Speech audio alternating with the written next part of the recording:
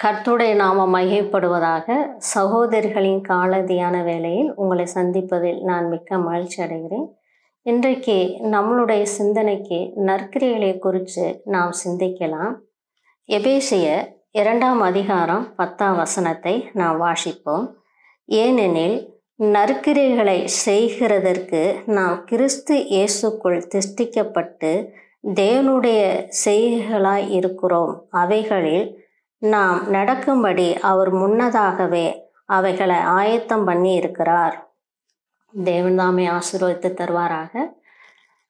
இந்த எபேசிய நிறுவத்தில் சொல்லுகிறபடி நற்கிரியைகளை செய்வதற்காக கிறிஸ்து இயேசுக்குள் நாம் திஷ்டிக்கப்பட்டிருக்கோம் என்று அப்போஸ்தலனாகிய பவுல் சொல்லுகிறார்.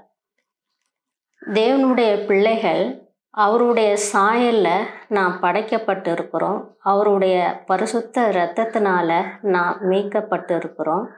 தேவனுடைய பிள்ளைகள் அவருடைய நாம மகிமைக்காக நற்கிரியைகளை நாம் செய்ய வேண்டும்.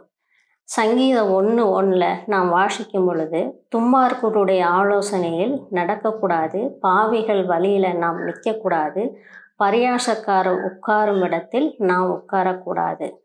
ஆண்டவர் வாழ்ந்த காலத்தில் அவர் பாவத்தை பார்க்காத சுத்த கண்கள் உடையவர் என்று சொல்லி நாம் பார்க்குறோம். அப்போது தேவனுடைய பிள்ளைகள் அநேக நேரத்தில் செல்லுலேயும் டிவியிலையும் நேரத்தை நாம் செலவிடக்கூடாது. அது தேவையில்லாத சிந்தனையும் தேவையில்லாததை நாம் பார்க்க வேண்டியதாக இருக்கும். அப்படி நாம் தேவனுடைய பிள்ளைகள் அப்படிப்பட்ட காரியங்களுக்கு நாம் முக்கியத்துவம் கொடுக்கக்கூடாது, அதை பார்க்கக்கூடாது. பரிசுத்தம் இல்லாமல் தேவனை தரிசிக்க முடியாது என்று சொல்லி வேதத்தில் நாம் பார்க்குறோம். அப்போது கண் பரிசுத்தமாக இருந்தால் நம்மளுடைய சரீரமும் பரிசுத்தமாக இருக்கும். ஆண்டவருடைய பிள்ளைகள் நற்கிரியைகளை செய்ய நம்மளை திஷ்டித்திருக்கிறார். அப்படியாக ஆண்டவருடைய நாம மகிமைக்காக நாம் வாழ வேண்டும்.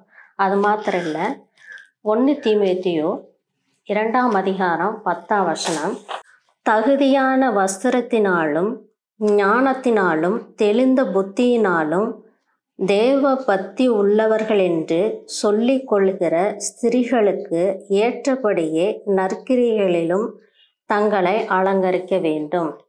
இந்த வேத பகுதியில் ஒரு ஸ்திரீயானவள் எப்படி அலங்கரிக்க வேண்டும் என்று அப்போஸ்தலனாகிய பவுல் சொல்லுகிறார்.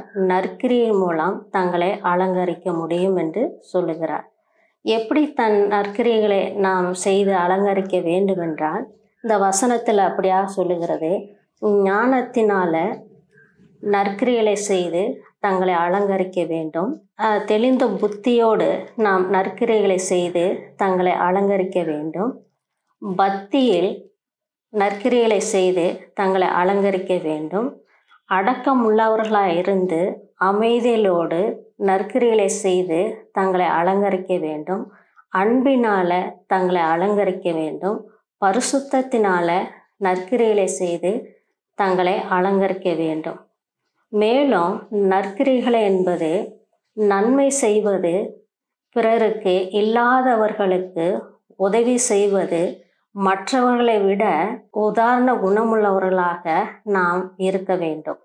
அது மட்டும் இல்லை, 2 தீமோத்தேயு 21, ஆகையால் ஒருவன் இவைகளை விட்டு தன்னை சுத்திகரித்து கொண்டால் அவன் பரிசுத்தமாக்கப்பட்டதும் எஜமானுக்கு உபயோகமானதும் எந்த நற்கிரியைகளுக்கும் ஆயத்தமாக்கப்பட்டதுமான கனத்துக்குரிய பாத்திரனாய் இருப்பான். இந்த வசனத்தில் சொல்லுகிறபடி ஒருவன் தன்னை சுத்திகரித்து கொள்வது மிக அவசியமாக இருக்கிறது என்று சொல்லி நாம் பார்க்குறோம். அதாவது சத்தியத்தை நாம் விட்டு விலகக்கூடாது. சீர்கட்டான வீண் பேச்சுகளுக்கு நாம் விலகி இருக்க வேண்டும். கள்ள போதனைகளுக்கு நாம் எச்சரிக்கையாக இருக்க வேண்டும். பாலியத்துக்குரிய இச்சைகளுக்கு நாம் விலகி இருக்க வேண்டும். புத்தியீனமான பேச்சுகளுக்கு சண்டைகளுக்கு நாம் விலகி இருக்க வேண்டும்.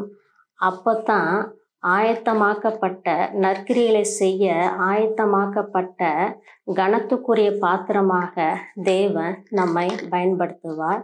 மேலும் நற்கிரிகள் என்பது வேதத்தை நன்கு வாசித்து அதை புரிந்து கொண்டு வேதத்தை தேறினவர்களாகவும் பரிசுத்தமாகவும் தேவனுக்கு பிரியமுள்ளவர்களாகவும் தேவன் நம்மை நற்கிரிகளை செய்வதற்கு தகுதி உள்ளவர்களாக நம்மை பயன்படுத்துவார். இந்த உலகத்தில் நம்மளை தெரிந்து கொண்ட நோக்கம் அவருடைய நாம மகிமைக்காக நாம் வாழ வேண்டும் என்பதுதான். அந்த உணர்வோடு ஆண்டவருடைய நாம மகிமைக்காக நாம் வாழ்வோம். ஆண்டவர் தாமே ஆசீர்வதித்து தருவாராக. ஆமென்.